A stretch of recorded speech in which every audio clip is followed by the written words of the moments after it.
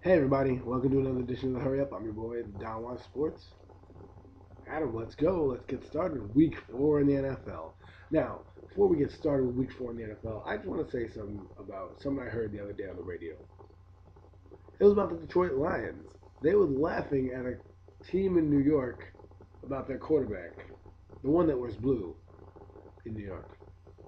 They were calling him, he's not a franchise quarterback, finally played at a franchise level. I wondered, I said, hey, how did the Detroit Lions, that's right, those Detroit Lions, which were 3-0, trying to go for 4-0, how do they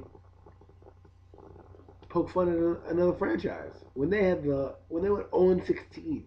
When you went 0-16, you have no right to talk about any other franchise. You can't make fun of any other franchise until you win the big game. You've been the laughing stock of the NFL for the last decade. I can name your starting quarterbacks in this last half of the decade. You've had Joey Harrington, Dante Culpepper, and John Kitna. Three bums.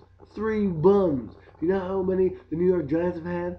The team that you're calling out? Two. They've had Kerry Collins and Eli Manning. Well, they did have Kurt Warner for a hiatus, but Eli started at that time too. But at least three legit starting quarterbacks.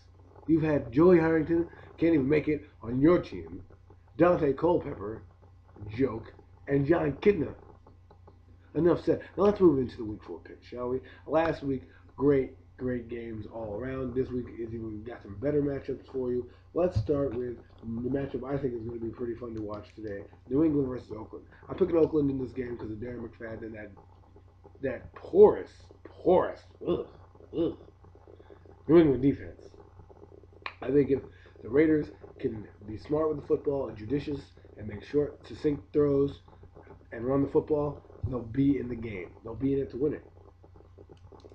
After that, I am going to start with the top. Carolina, Chicago. I'm going to go with.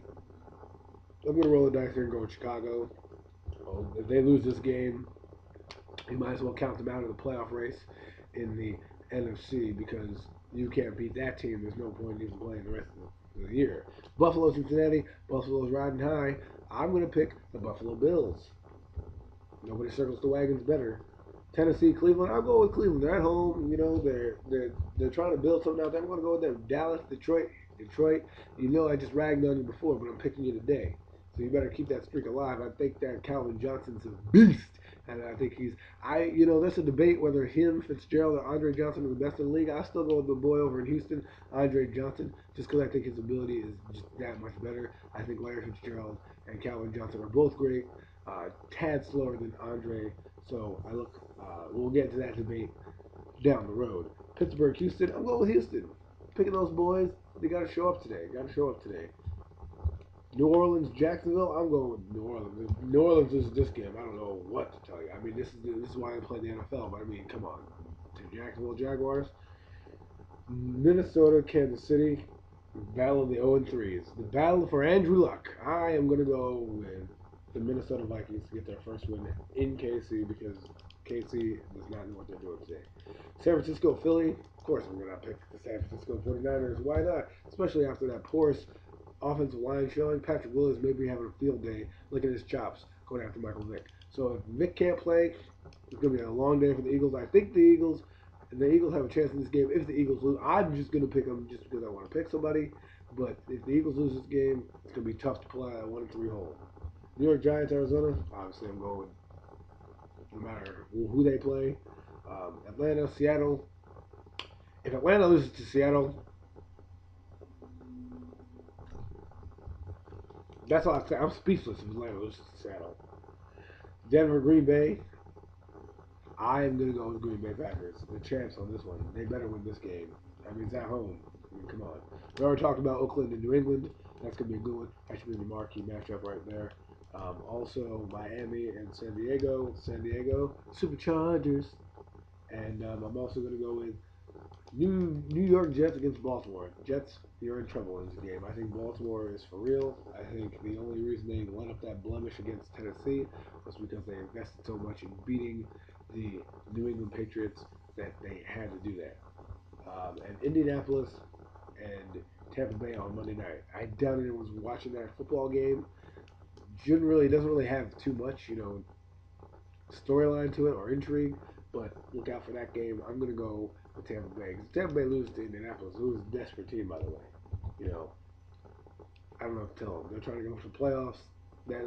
These are games that if you're a playoff team, you can't lose. You know what I'm saying? If you're far better talent-wise, these games, you should do that.